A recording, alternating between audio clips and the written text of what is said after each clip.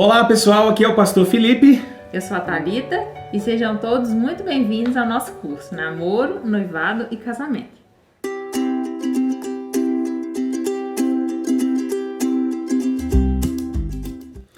Olá pessoal, bem-vindos então à nossa quarta aula. E hoje a gente vai falar sobre casamento, o que a Bíblia nos ensina. Vocês já assistiram a terceira aula, que eu imagino que tenha sido muito edificante para vocês com o pastor Pedro, pastor licenciado Pedro e a Lohane, sua esposa. E eu creio que vocês foram muito abençoados, não é? Hoje a gente vai continuar então, e hoje nós vamos falar sobre casamento, o que a Bíblia nos ensina, o que a palavra de Deus nos ensina agora sobre casamento. Essa aula vai ser bem baseada em um livro muito legal, que é o livro do John Piper, chamado Casamento Temporário, tá? Vai ser também indicação nossa aí para vocês. Casamento Temporário, John Piper. É um livro muito legal e que tem muita coisa a nos ensinar e a gente quer partilhar com vocês um pouquinho do que a gente aprendeu nesse livro e também em outras leituras, mas essa obra vai ser muito legal para ser a base para essa aula de número 4. Bom, por onde a gente começa? A gente começa dizendo que a visão bíblica sobre casamento ela é muito diferente da visão distorcida do mundo, não é? Muito distorcida e nada tem a ver. É, sem dúvida nenhuma. Olha só, o mundo acaba nutrindo uma visão sobre o casamento que é muito diferente das escrituras. Em especial porque o mundo não considera alguns elementos muito fundamentais. Por exemplo, as pessoas de um modo geral veem o casamento simplesmente como uma união afetiva, ou seja, duas pessoas se gostam e elas então se unem. Mas, gente, na sociedade o casamento tem um papel muito mais importante, né? O casamento ele tem um papel moral, ele tem um caráter público e social, ele é a base modeladora da própria sociedade. O casamento então, ele tem um valor muito importante na própria história da humanidade, tá? E, biblicamente, aí que nós encontramos algo que é muito diferente da visão que as pessoas têm. Porque nas escrituras, casamento é projeto de Deus. Na Bíblia, casamento é propósito de Deus. E como Deus é aquele que projetou o casamento, então é Ele quem define como o casamento deve ser. E é aí que a gente encontra, então, um choque muito grande com a mentalidade do mundo. Bom, vamos tentar então entender algumas partes importantes. A primeira delas, que a gente quer começar falando com vocês, é sobre o casamento enquanto um projeto divino, tá? Um projeto divino chamado casamento. É sobre isso que a gente quer falar agora. Olha só, Deus não nos criou como seres humanos para a gente viver de maneira isolada. Deus nos criou para nos relacionarmos. Quando a gente olha para a história bíblica, Gênesis, por exemplo, a gente percebe que desde a origem da humanidade, Deus cria o homem e a mulher, Deus cria os seres humanos para que eles pudessem se relacionar.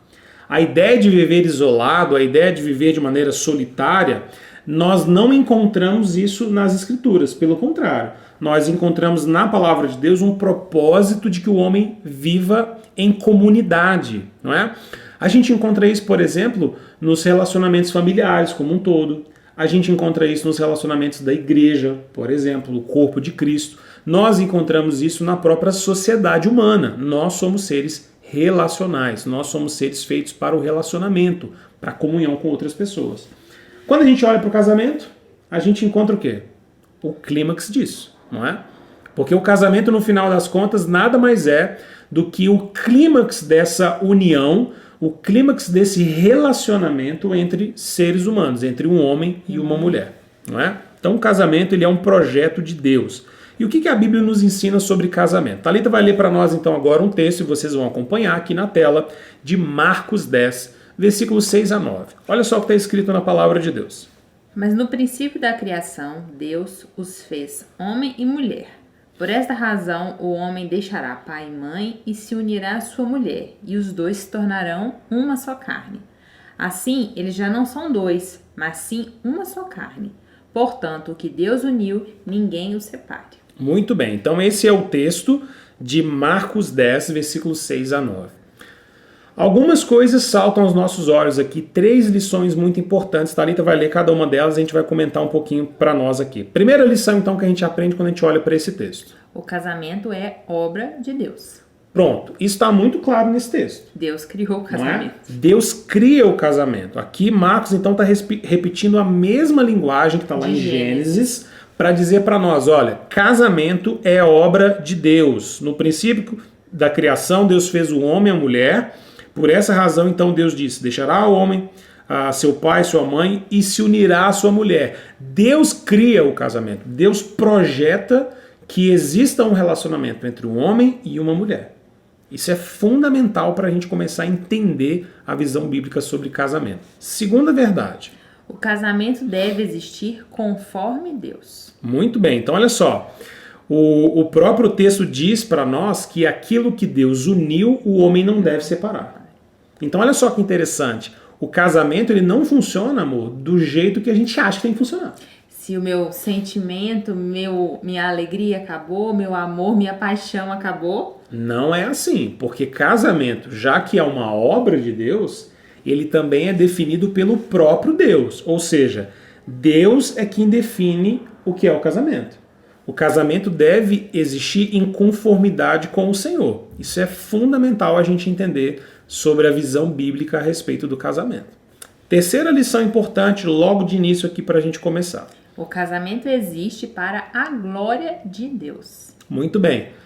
O próprio texto de Gênesis, repetido aqui em Marcos, aponta para nós, então, que não apenas Deus cria o casamento, Deus tem um projeto para o casamento, ele determina as regras, mas, além disso, o próprio casamento existe para a glória de Deus. Mais tarde a gente vai ver aqui nessa aula ainda de que o fim último, né, o propósito último do casamento é a gente poder manifestar a beleza da redenção, a beleza da união entre Cristo e a sua igreja. E a gente vê isso no casamento. O casamento é como uma espécie de encenação dessa graça, em que a gente pode manifestar a glória de Deus e o cuidado de Deus. Bom, então vamos tentar entender cada um desses 3 pontos que a Thalita leu para nós e a gente já esboçou eles aqui, mas agora a gente vai tentar entrar um pouquinho dentro deles para a gente realmente entender, junto com John Piper e em especial junto com a Escritura, o que é o casamento, né? O casamento segundo a palavra de Deus. Então vamos lá. Primeiro a gente vai falar sobre o casamento como obra de Deus, tá? Alguns pontos então sobre essa primeira verdade, o casamento é uma obra de Deus. Bom, quando a gente está dizendo isso, a gente precisa primeiro lidar com o fato de que o casamento é um projeto de Deus para o surgimento, para o cuidado e para ser a base para a família. Ou seja, Deus estabelece o casamento pensando na família.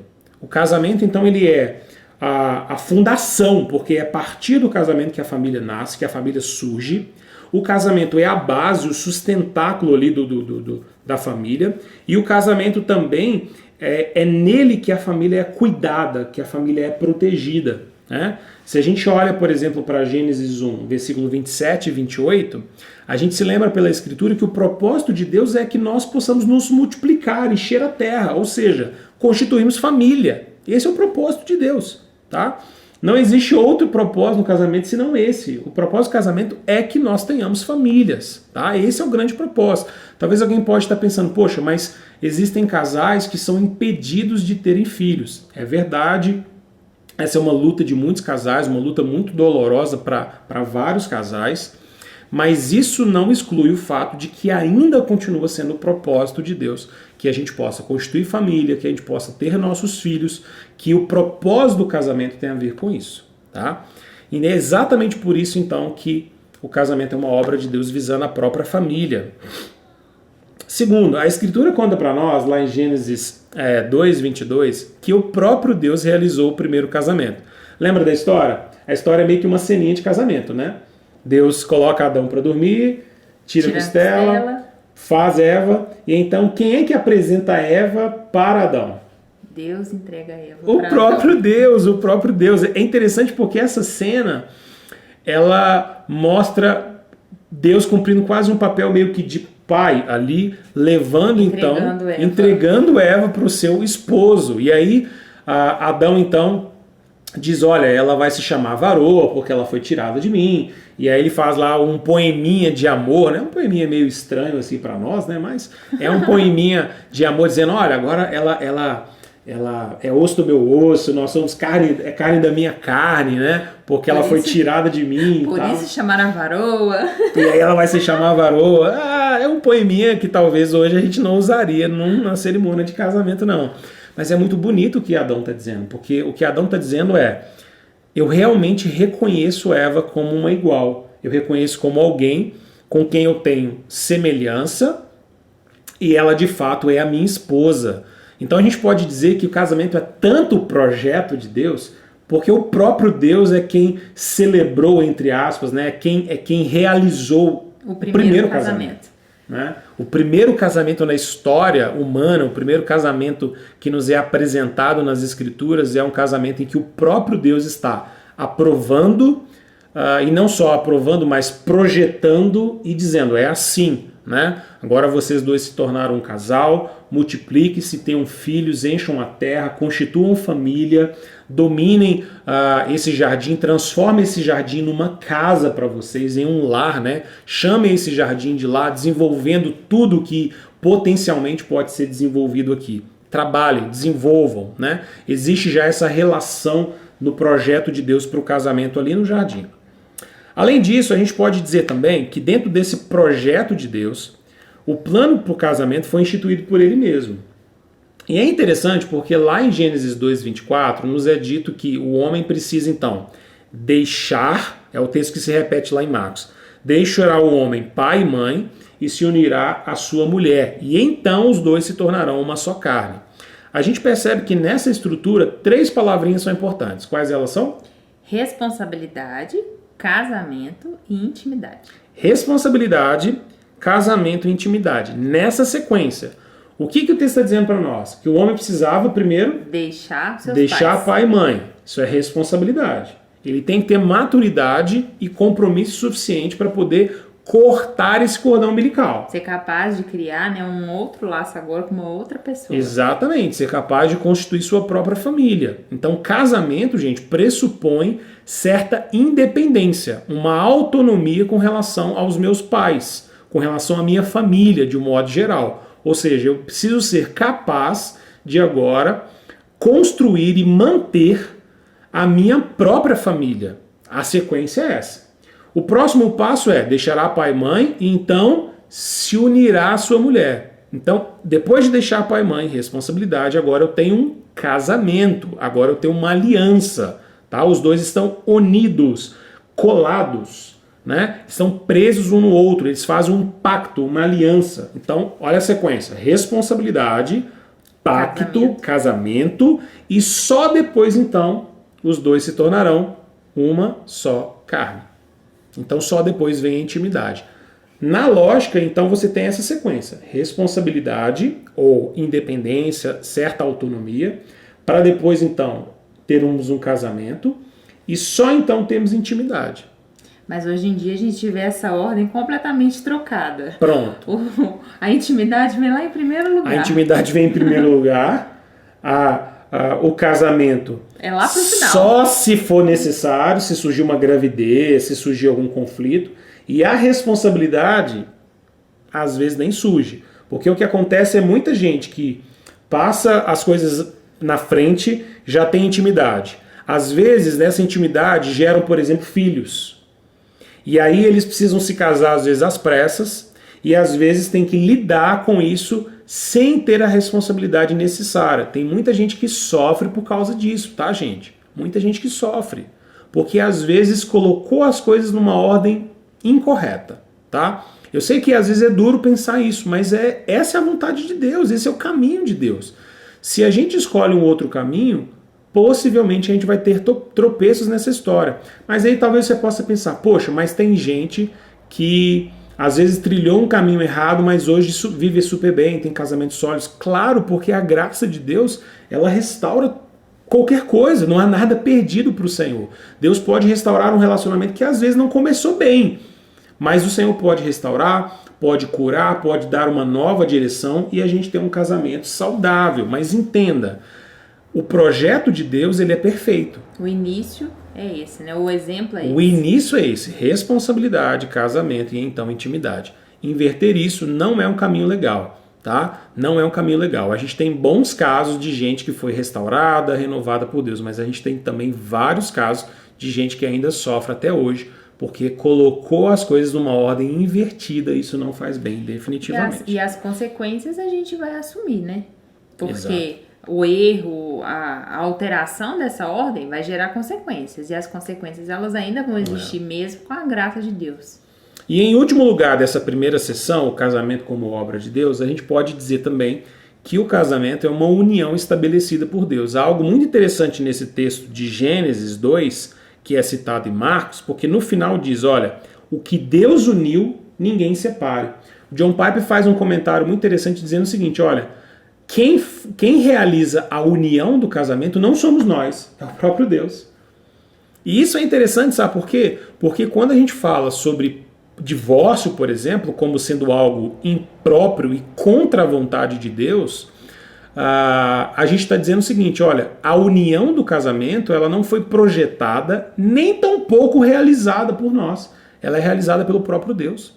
É Deus em que nos une no casamento. Essa união é uma união que o próprio Deus estabelece. E aquilo que Deus uniu, o homem não deve separar. O divórcio não deveria nem ser uma opção, nem passar pela cabeça com uma possibilidade. Se der errado, o divórcio acontece. Exatamente. Essa possibilidade não devia nem passar. E tem muitas pessoas que às vezes pensam no casamento, que querem entrar no casamento, já pensando, olha, se não der certo, divórcio, tá? Isso não é legal. Sem dúvida nenhuma não é legal, porque aquilo que Deus uniu, o homem não deve separar. Esse não é o projeto de Deus. Esse não é o plano de Deus para nós, ok? Então, olha só, gente. Esse é o ponto sobre o casamento como obra de Deus. O ponto na sequência agora que a gente precisa trabalhar é, quando a gente pensa no casamento, que ele é um projeto de Deus, a gente precisa também trazer algumas coisas à nossa consciência, à nossa mente, tá? Alguns pontos que eu queria mencionar aqui, então, para resumir isso tudo que a gente falou. Primeiro, não somos nós que ditamos as regras para o casamento. É o próprio Deus que faz isso. Segunda lição, o casamento envolve um compromisso permanente, duradouro e fiel. Não é apenas uma aventura afetiva. Uma opção, algo passageiro. Não é simplesmente, eu me sinto bem ou não me sinto bem. A gente já falou sobre isso. E também o casamento é uma aliança de amor e de serviço, como a gente falou lá na aula número 2. É uma aliança de amor e de serviço. Dois se unem para se amarem e para poder cultivar uma família com a graça de Deus. Ok? A gente precisa pensar o casamento assim. Agora vamos falar um pouquinho sobre o casamento. A gente falou sobre o casamento como obra de Deus e que Deus estabelece as normas desse casamento. Mas agora vamos pensar nesse casamento como algo para a glória do próprio Deus. Né? Um casamento como o fim de glorificar ao Senhor. O propósito, gente, mais elevado, o propósito mais alto, o propósito mais importante do casamento é manifesto no fato de que no casamento a gente pode espelhar a relação entre Cristo e a igreja. É interessante demais a gente pensar isso. Né? Essa é uma comparação que Paulo faz lá em Efésios 5, versículos 31 e 32, a gente vai ler para vocês agora. Por essa razão, o homem deixará pai e mãe e se unirá à sua mulher, e os dois se tornarão uma só carne. Este é um mistério profundo. Refiro-me, porém, a Cristo e à igreja. Você percebeu que Paulo está de novo repetindo as mesmas palavras. Repetindo as mesmas palavras, voltando no mesmo texto, na mesma base de Gênesis, para dizer, olha, o que Deus projetou lá no princípio, o que Deus projetou lá em Gênesis... É o relacionamento perfeito. E é o padrão estabelecido para nós ainda hoje. É muito legal Paulo repetir isso também.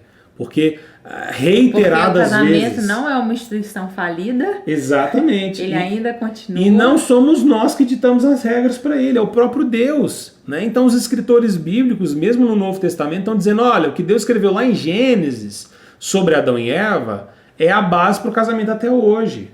Só que aqui Paulo lança um ingrediente que a gente não vê ele de maneira ainda muito claro lá em Gênesis, mas agora no Novo Testamento fica claro para nós, de que o casamento é um lugar também em que a gente pode encenar, né, em que a gente pode manifestar a relação entre Cristo e a igreja. É muito interessante porque a Bíblia usa essa analogia para falar de Cristo como noivo. Na verdade, essa é uma linguagem que já está lá no Antigo Testamento, né? O Deus Yahvé, ele é o noivo que vai, então, se casar com a sua noiva, que é Israel. Israel muitas das vezes ele era rebelde contra o Senhor, mas ele é um noivo que se entrega por ela, que perdoa, que tem misericórdia. E agora quando a gente chega nos evangelhos, isso fica ainda mais claro, porque Jesus é o noivo fiel que vai se casar com essa igreja para redimi-la, para purificá-la. E ele se entrega pela essa igreja, né? Exatamente. Derramando seu próprio sangue, servindo tão completamente, tão profundamente, que até derrama o sangue. Isso é muito legal. E aí, isso se torna, no final das contas, o padrão do relacionamento entre um homem e uma mulher. Um assunto que a gente vai até falar quando a gente for comentar sobre a diferença de papéis. É uma das nossas próximas aulas, então aguarda aí que vem na sequência. Nós vamos falar sobre diferença de papéis, né? Autoridade e submissão. Mas aqui já começa a ficar claro para nós de que o casamento precisa, de alguma maneira, refletir isso. Então, olha só, Cristo, duas coisas importantes. Cristo pagou por sua noiva com sua própria vida. Né? Cristo se deu, ele se entregou, como a Thalita disse aqui. O casamento, então, reflete a glória de Cristo à medida que o perdão e a graça são manifestos nessa relação. Se a gente quer manifestar no casamento algo que glorifica a Deus, então a gente pode pensar que perdão e graça precisam fazer parte. Né? Porque se não tiver perdão, se não tiver graça, né, se não tiver a capacidade de lidar com o erro do outro de maneira graciosa, saber que eu também sou pecador, que eu também sou falho, e se não houver perdão mútuo, gente, não dá para ter um casamento sadio. Se a gente esquecer que a gente está se relacionando com pecadores, com gente imperfeita, que não vai acertar sempre, eu acho que já deixa mais fácil. A gente lembrar que o outro também erra, também é imperfeito, também é pecador, e só a graça de Deus que vai deixar esse relacionamento trazendo perdão, trazendo graça. Que a gente poderia dizer que é abraçar e aceitar a nossa vulnerabilidade, né? Porque às vezes nós achamos que nós não somos vulneráveis. Às vezes nós temos uma síndrome de perfeição. Nós achamos que todo mundo está errado, mas que a gente nunca erra. Né? Achamos que o meu cônjuge, por exemplo, tem sempre um defeito que precisa ser consertado. Menos né? eu. Menos eu. É típico isso. Muitas das vezes a gente está tentando ajudar casais, mas quando não existe a harmonia já se quebrou, existe uma incapacidade de fazer autocrítica. Eu consigo reconhecer no outro os defeitos dele. Claro, reconhecer problemas nas outras pessoas, gente, é sempre mais fácil. Reconhecer nossos próprios problemas e os nossos próprios pecados, isso aí exige muita reflexão, autoexame, olharmos para a Escritura como um espelho que mostra e revela nossas fraquezas, aceitar de maneira humilde que de fato nós somos pecadores carentes da graça de Deus. E isso é fundamental para o casamento. Tá? Então o casamento ele é feito para espelhar perdão e graça. Porque perdão e graça é o que sustenta, vamos dizer assim, é a base do relacionamento de Cristo com a sua igreja. Se Cristo não nos perdoasse, se Cristo não derramasse sua graça sobre nós, não é? Lembra do texto de Colossenses? Colossenses diz algo muito interessante sobre isso, fala que a graça de Deus, a graça do Evangelho, ela se manifesta a nós de maneira salvadora, e essa graça que manifesta-se de maneira salvadora, ela se dá por intermédio de Jesus, que deu a sua própria vida para nos remir do pecado. Ou seja, sem a graça de Deus, sem o perdão que há em Cristo Jesus, nós não seríamos a igreja do Senhor, nós não seríamos salvos. E sem perdão e graça, também a gente não vai ter relacionamentos sadios. Gente, isso começa lá no namoro, tá? Galera que está aí para começar, galera que está solteira, saiba disso. Você vai construir isso desde o namoro. Perdão, graça, a aceitação do seu próprio pecado, reconhecimento da necessidade mútua do casal, da graça de Deus e do auxílio do Senhor. Então, para a gente poder terminar essa aula, vamos terminar fechando com algumas lições importantes para nós. Vamos ler lá. Todo relacionamento deve visar, então, a glória de Deus. Pronto, essa é uma base fundamental. Se você quer ter um relacionamento, foque em glorificar a Deus. Perdão, graça, manifeste as virtudes e as marcas da graça de Deus nesse relacionamento. Mais uma. Por causa do nosso pecado, somos carentes de perdão e graça. E no casamento isso não é diferente. Prepare-se para lidar com o fato de que você está em um relacionamento que ele tem fragilidades. Todo casamento é como um jarro de flores que tem uma rachadura. Se você colocar água lá dentro para essa flor continuar viva, você vai descobrir que algumas gotinhas estão caindo para fora, porque todo vaso, todo casamento é como um vaso que tem uma rachadura. Ou seja, não existe casamento perfeito. Se alguém está te vendendo, se alguém está tentando te enfiar na cabeça uma ideia de um casamento que a fórmula perfeita para um casamento, gente, duvide disso. Na verdade, duvide de qualquer coisa que te ofereça fórmulas perfeitas, tá?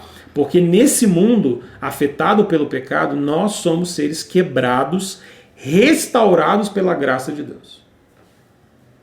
O casamento é lugar de amizade, fidelidade e de entrega servil ao outro. Se o casamento, então, é esse lugar de comunhão, de amor, de entrega, a gente precisa entender que a amizade, o companheirismo fazem parte, assim, fundamental do casamento. Eu nunca entendo uma frase que às vezes as pessoas dizem que é o seguinte, sei lá, no meu convívio eu só tenho meus amigos, aqui na igreja eu só tenho amigos, eu não consigo me imaginar namorando e casando com um amigo e tal. E eu fico pensando, mas que estranho, né? Porque a gente deveria pensar exatamente na possibilidade de namorarmos, noivarmos e casarmos com alguém que é nosso amigo, de verdade. Por quê? Porque amigos são aqueles que descobrem que eles têm muita coisa em comum. O C.S. Lewis tem uma frase muito legal que ele fala assim, você descobre quando que você ganhou um amigo, quando você está conversando com alguém e aí de repente você vira para a pessoa e fala, nossa, você gosta disso também? Que legal, eu também amo. E aí você descobre que você tem coisas em comum, né? Coisas que vocês partilham. E é interessante, o C.S. Lewis também faz um comentário sobre isso naquele livro Os Quatro Amores. Ele fala o seguinte, a amizade ela é tão poderosa que ela praticamente desconsidera os vícios e erros do outro. A amizade ela lida de maneira muito saudável com o erro do outro. Se você tem um grande amigo ou uma grande amiga, você sabe exatamente do que eu estou falando. Você sabe os defeitos do seu amigo, mas nem por isso você deixa de ser amigo dele. E no casamento é preciso ter isso também. Se existe uma amizade entre o casal, já existe uma predisposição do meu coração para que a gente possa lidar com os defeitos um do outro. Isso tem muito a ver com amizade também e com fidelidade. E por último, sem Deus não há casamento saudável a longo prazo. Por mais que alguém possa falar assim, mas eu não tenho o Senhor, meu casamento não é um casamento tão focado assim em Deus e as coisas estão indo bem com a gente. Ok, beleza. Talvez você esteja experimentando. Vê isso. Vê isso, ok. Mas a longo prazo, gente, pensando dentro do plano de Deus, sem a graça do Senhor não existe casamentos saudáveis. Saudáveis de verdade, não existem. Só com a graça de Deus. Sempre, sempre, sempre com a graça de Deus. Então, galera, chegamos ao final de mais uma aula e espero que vocês tenham curtido bastante, tenham sido edificados em refletir à luz da palavra de Deus o que é casamento. Tem muita coisa que a gente podia falar mais aqui, mas senão esse curso vai virar um curso gigantesco, então a gente tem que resumir bastante. Mas se você teve alguma dúvida, algum comentário, escreve aí, deixa nos comentários, anota sua pergunta para a live, a última aula, que vai ser legal. Vai ser muito legal. Deixa aí seus comentários. Se você ainda não segue o nosso canal, segue aí o canal, ativa o sininho para você receber as notificações e bora, vamos juntos para mais e mais aulas. Gente, até mais. Daqui a pouco a gente se encontra em mais uma aula. Deus abençoe vocês. Você não vai fazer oração? Então, pessoal, chegamos ao final de mais uma aula e antes da gente terminar, vamos orar por vocês, vamos pedir a graça do Senhor. Vamos juntos? Senhor Deus, clamamos agora pelos nossos relacionamentos, pedindo ao Senhor que a graça do Senhor possa vir sobre nós, que os nossos relacionamentos possam ser moldados pelo Senhor, que o perdão, Deus, possa existir, que o diálogo possa existir, que a amizade, Deus, mas principalmente que a graça do Senhor possa ser sobre as nossas casas, os nossos relacionamentos, Deus, que o Senhor possa revestir-nos com a tua graça e com o teu perdão. Amém. Obrigado, Deus, porque o Senhor derramou o seu sangue lá na cruz para nos preparar como noiva do Senhor. Louvado seja o teu nome por isso. Clamamos ao Senhor, Deus, nos abençoe e santifica as nossas vidas diariamente. Em nome de Jesus, amém. Amém. Tchau, tchau, pessoal. Deus abençoe vocês. Tchauzinho.